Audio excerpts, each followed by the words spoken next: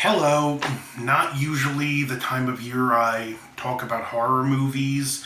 I tend to reserve that for October, but Thursday I went to see Nosferatu 2024, a film that I became very skeptical of when I heard Bill Skarsgård was cast. I'm not a fan of his. I especially hate his portrayal in It Chapter 1 and 2, where I felt he overacted to the point of full on comedy. Plus, I thought the makeup gave him such a punchable face he was never going to be scary in the first place. Now, for those who follow me know, I'm a big fan of the original. And I also have a lot of love for the exceptional Werner Herzog remake. If you've seen my top horror remakes video, link in the description, this was like number 2 in my all-time favorite remakes. And I also think the film Shadow of the Vampire, despite being marketed as more of a comedy, not doing it any favors, is a very solid film that tells a fictional account of the filming of the original Nosferatu. Strong legacy. All 3 films are classics in their own right. This one has transcended even iconic. This one, for a remake, I can't compliment it enough, and why I don't love it as much as everyone else, still a very solid film. So, how does Nosferatu 2024 stack up? Off the bat, I'm just going to say it's a flawed masterpiece. It's got its problems, but I think the positives more than outweigh the negatives. This film is wall to wall and wallpapered on top of that atmosphere. It has this relenting presence that doesn't let up. Right off the bat, we get a sequence that makes Count Orlok feel like an apparition, a shape. It makes him feel just this completely supernatural entity where you just have to see it. Just he feels like this dark supernatural presence, a shape, an entity, more than a physical creature, and we don't even really get to see him here because it's a dream sequence, but it does great things with lighting and shadow and immediately establishes the tone of the movie. Plus, we get the sense that is more going on between our protagonist and her connection to Nosferatu than has been established in the previous movies. The lighting in this film is, again, exceptional and just accelerates the atmosphere. It's not so dark you can't see anything, but why tonally it's a dark movie, it's also visually a dark movie. If there's a scene where a room is lit just by candlelight, it really feels like that room was actually lit only by candlelight. Same thing if a room's lit by lamplight. It has that feel.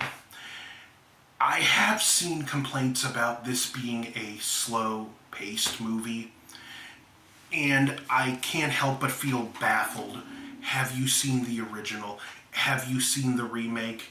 This story is a slow burn, and it's another thing I absolutely loved about it.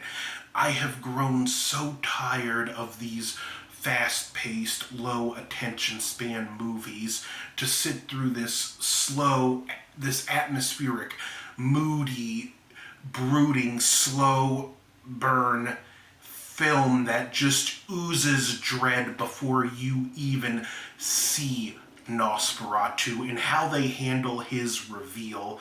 You get to see him a good bit before they show his face, but what really works is the simple fact that you see it kind of shrouded by dark, or his face is blurry, which makes it a little more impactful when you see his face, which is a completely new makeup job that I didn't like at first, but over the course of the movie, as I got to go through with it, got more context, it works for the context of this film. And we have Willem Dafoe playing this film's Van Helsing equivalent, and he absolutely steals every scene he's in. He's not introduced till around halfway through, and he just has nothing but great quotes. He plays the character with a degree of it, with a focused insanity that just, it's phenomenal to watch. The film does have some negatives. I'll say there are jump scares, but they do feel earned. There's blood splatter that for this film I actually could have done without. And there are some nude scenes that they're not even put there to be sexualized or sexy. They're just a matter of fact. Not too many, mind you, and it's brief when they happen, but it's, again, I can't help but feel the movie would have been better if you remove those.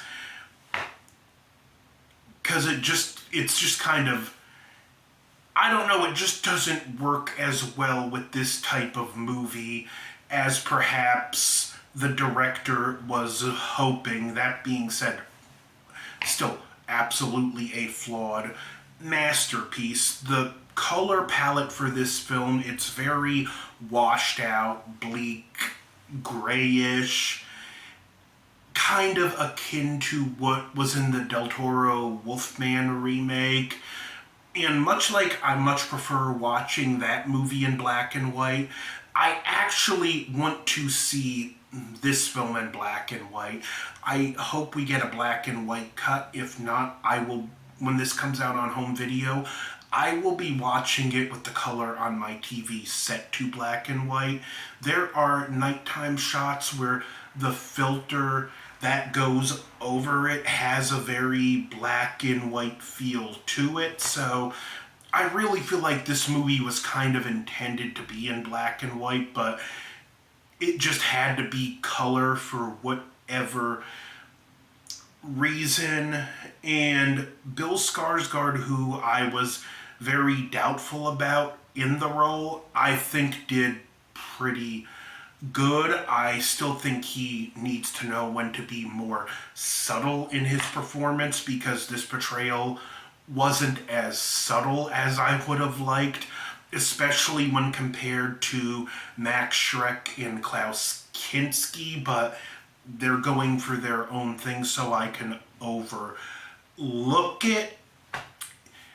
The film was even paced good. I didn't pay attention to how long it was, but it moved along good enough that it never felt like the film was spinning its wheels and staying in one area long enough.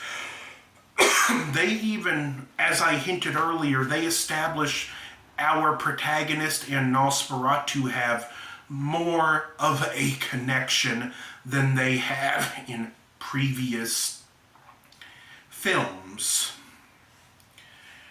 which is interesting. It's really Nosferatu expanded. It hits all the beats of the previous two incarnations, more with some differences. Like, unlike the previous remake, we don't have another character ride off as a vampire at the end, but I'm gonna more compare it to the original, where it just expands on certain elements, like our Van Helsing equivalent, played by Willem Dafoe, who kind of does nothing in the original film. In this one, he actually has a place and more of a purpose. He's more proactive to the plot, which is solid. But I've rambled on enough about this film. Like I said, it's a flawed masterpiece. I highly, highly recommend it. So don't forget to like, share, comment, subscribe. I might have this video up before the new year, but either way, happy new year, or hope you had a happy new year. Over and